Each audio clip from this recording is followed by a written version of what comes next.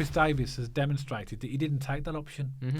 So unless there's a potential to buy any of them and develop them, because then obviously they will become assets to the club then, wouldn't it? So the club are looking to, nurture talent, I presume, and get good players so they can make them into better players and either put them in the first team or be able to sell them on for high prices. But Tottenham have got some great youngsters.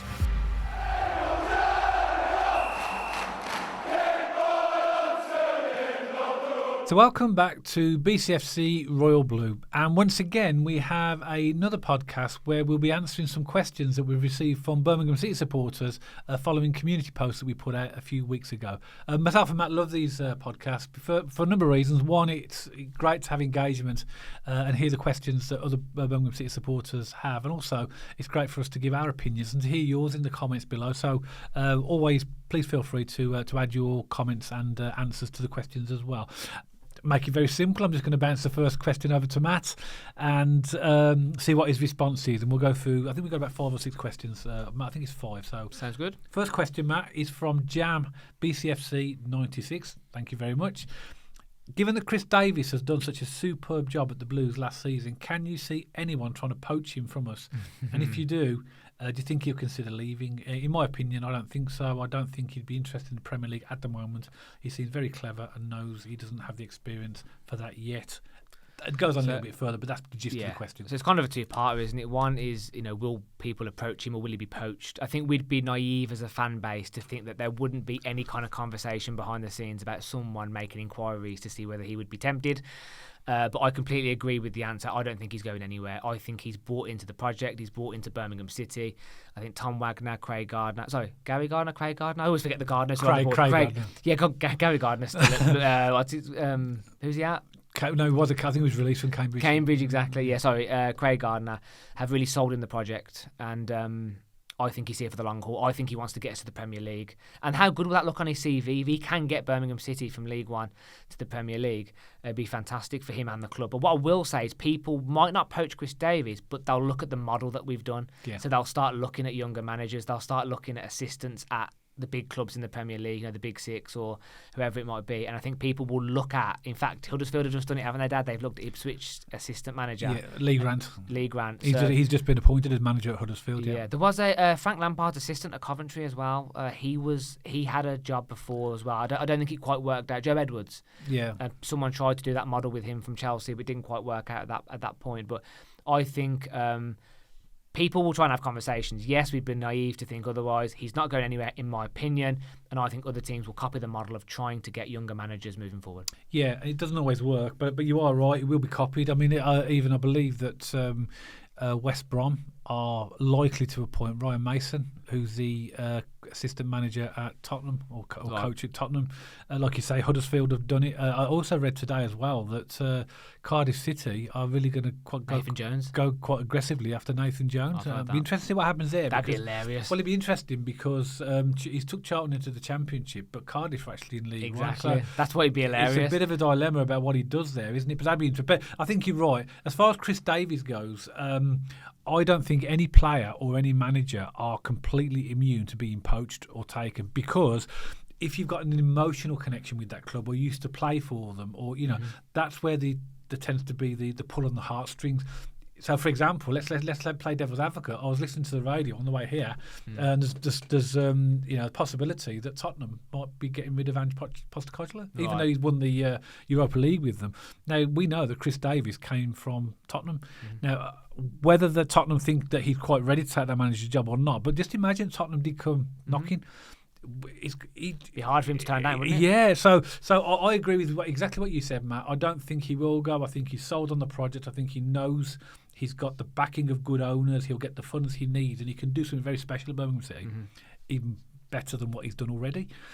So I think that unless somebody like a Tottenham comes along for him, I don't think he's going anywhere. Why would he? And with all due respect, Dad, I love Chris Davies. We all do. Is he ready for someone of that calibre yet? I don't think he quite is yet. So, I think he needs a couple of years under his belt before he gets to that sort of level, to be honest. That's a fair point as well, isn't it? He's had one season as a competitive manager. In League One. One. Done very, very well in League One. But that doesn't make him ready for the Premier League, does it? No. So I think I hope he's our manager for many years to come. Same. But as we know, the more successful managers matches are, the more the bigger teams start to, or the Premier League or the higher league teams start to notice. I think we might be in trouble when we get promoted to the Premier League. I think if we go from League One to Champions, let's just say we do an Ipswich and we do go back to back, people will start sniffing then, I believe. But let's see what happens in the future. But I think Chris Davies is here to stay. I think he likes his time at Birmingham City.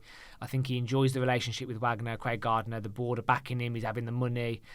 I think Blues is quite a unique job, Dad. We've got new owners. They're investing in the club. They want us. They are aggressively climbing the football pyramid. What a great time to be the manager of Birmingham City. Oh yeah, absolutely. And I think as well for Chris Davies, he will manage in the Premier League. I believe it'll be with us.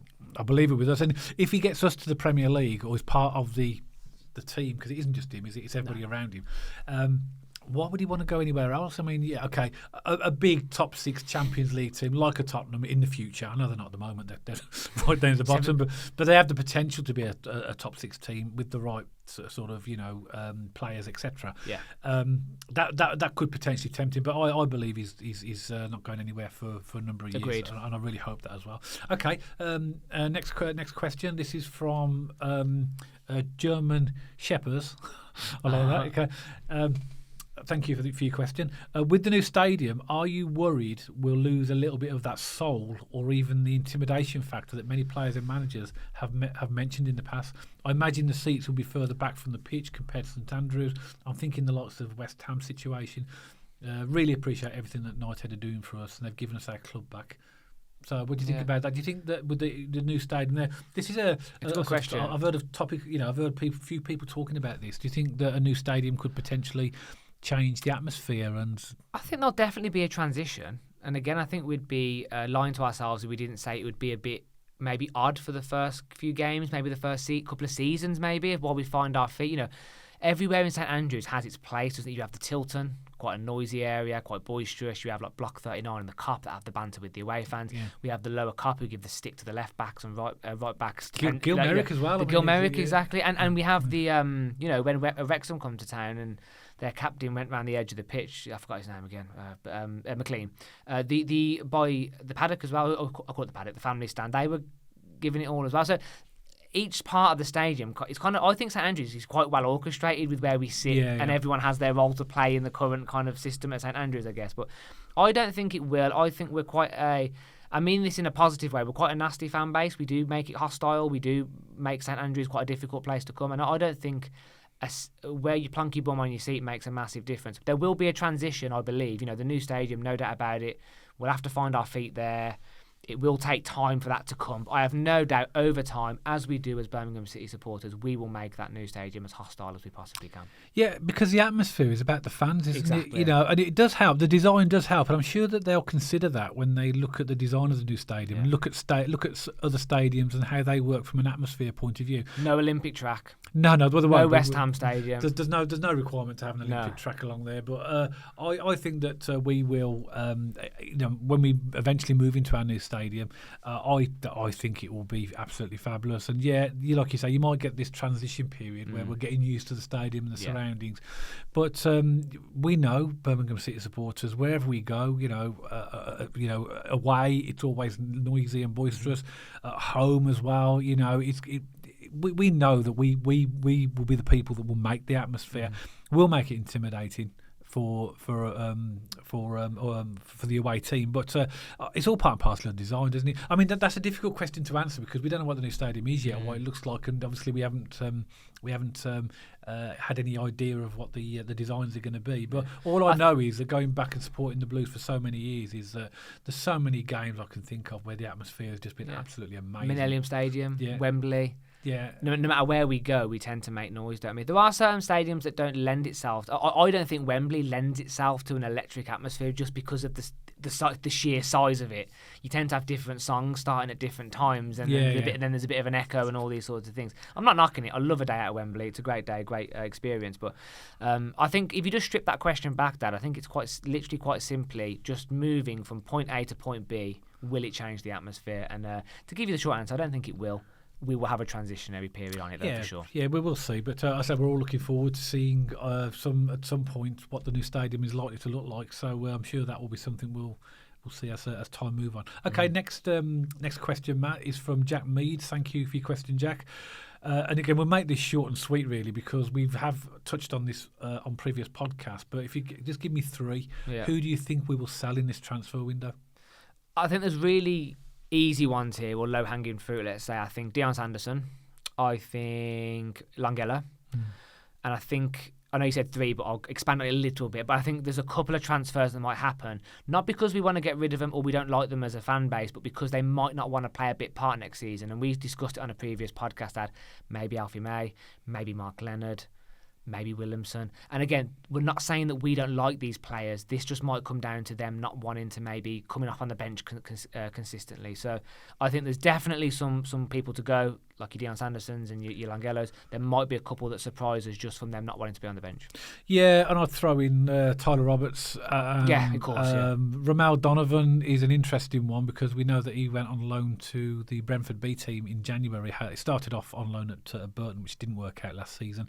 I don't know. Obviously, I don't know much about him in terms of his personal situation or whatever. But from what I read and seen, I think he may want to leave. So if that is the case, then he'll probably go as well. The likes of Bailey, Peacock, Farrell. Again, we have done previous pods on this actually in terms of what we think might happen in the window. But it is really up in the air. It's hard to tell, isn't it? Yeah, because also we don't know what's in Chris Davies' mind. I use the term bit part. That's only my opinion. Chris Davies might hold them in really high value and give them more game time next season. We have no idea. But the point still stands that if a player is thinking to themselves, I can get more regular football at another team, they might amicably make the decision to leave just to get more football. Who knows? Yeah, and interesting to see what your thoughts are as well. So leave comments below who you think may end up going during the transfer window. Next question, Matt, is actually it's one question, but then there's somebody else that's a very similar question underneath. So I'll read them both out, and it's one sort of answer really. Mm-hmm. So the first one is love this Sir Goose a lot. Oh, okay. Sir Goose a lot. I love that. Thank you for your question. And the second question, which is linked to this, is from Gary Bagnall. So thank you, Gary, for your question. So from Sir Goose a lot, the question is: with the players we currently have on the books, is there a formation that you would think would better suit us, or perhaps you would like to see us try? Would be interesting to hear a preferred lineup with your chosen formation. We won't do the lineup, only on the basis of time. Maybe we'll do another pod on that. So the first question there is about do you think that we could try a different type of formation?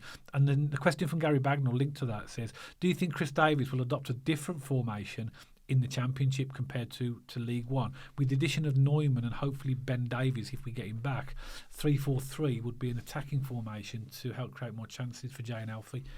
So what's your thoughts? Again, I know I say it on all of them, but they are genuinely really good questions, aren't they? And I think this has been something me and you have gone back and forth on, haven't we, Dad? And I know you've mentioned about possibly having wing-backs before, so playing three centre-backs. So you could have Ben Davies, Neumann and Clara. I really like the idea of that. And then Laird and Cochrane as the wing-backs, and then be a little bit more attacking on the... in that regard. But, yeah, I think, personally... We've seen no evidence of that Chris Davies wants to change formation, have we? Because if he did, he might have dabbled in a few changes last season. Yeah. It was pretty consistently 4-2-3-1. I like that formation. I think it's great. I think it's going to suit us in the Championship, actually, the 4-2-3-1. By the way, again, I know we're not going to go through the team, but my team is genuinely the team we have, especially back four and the sixes. It's just the three attacking midfielders I think we need to get a bit more aggressive and creativity on. And I think 4-2-3-1 with a better attacking three, so the right wing, the left wing and the 10, I think we're going to be brilliant in the Championship. So, sorry, I know a long way around it. I think we'll stick with 4-2-3-1. That's Chris Davies' standard and preferred formation. I think we're good at it. We're getting there. We've practiced this season in League One. We're getting better every game that went on, in my opinion.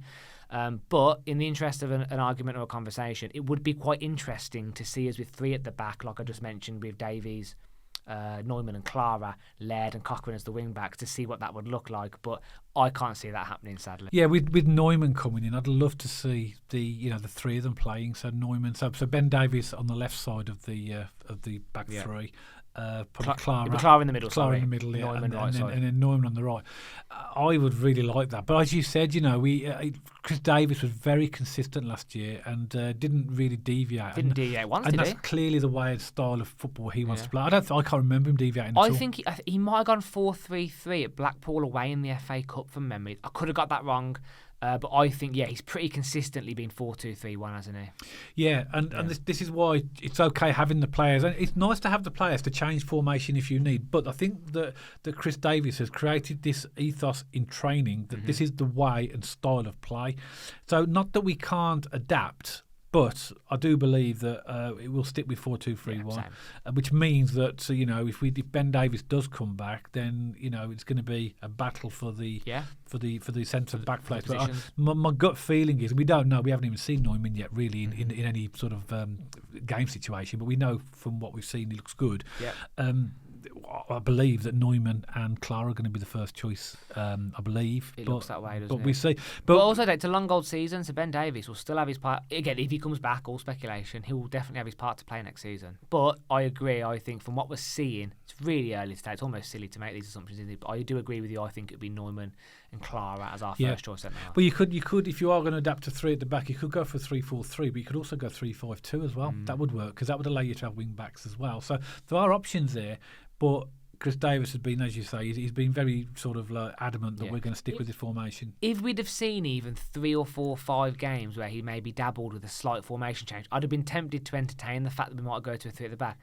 I just can't remember him even changing from a 4-2-3-1 very often. As I said, I think it comes to mind once where he might have tried a 4-3-3, and he might not have even been right there. I can't really remember, to be honest. But yeah, for me, Dad, I would bank my house personally on a 4-2-3-1 next season. And I completely again agree with what you said about the need to change those 3 left wing, right wing, and get 10. If we get them right, yes, we could be very good next season. I mean, in the Championship, I mean, very good with those 3, because I think.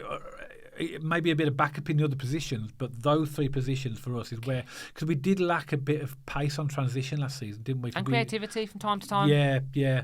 So interesting question that. That's been in my mind as well about whether or not we would have a change of position, and particularly with the introduction of Neumann.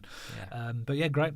Final question for this podcast, Matt, as well. By the way, I didn't mention this at the beginning. We have got enough questions for another 2 of these as well. Nice. We had such a great response. It was absolutely fabulous. So if your question hasn't been read out in the previous one or in this one, then it's likely that you probably get asked in the next couple. So keep an eye out for those. But last question, Matt, for this podcast. This is from A. Wright 2004. And this came from our ex-post. Okay.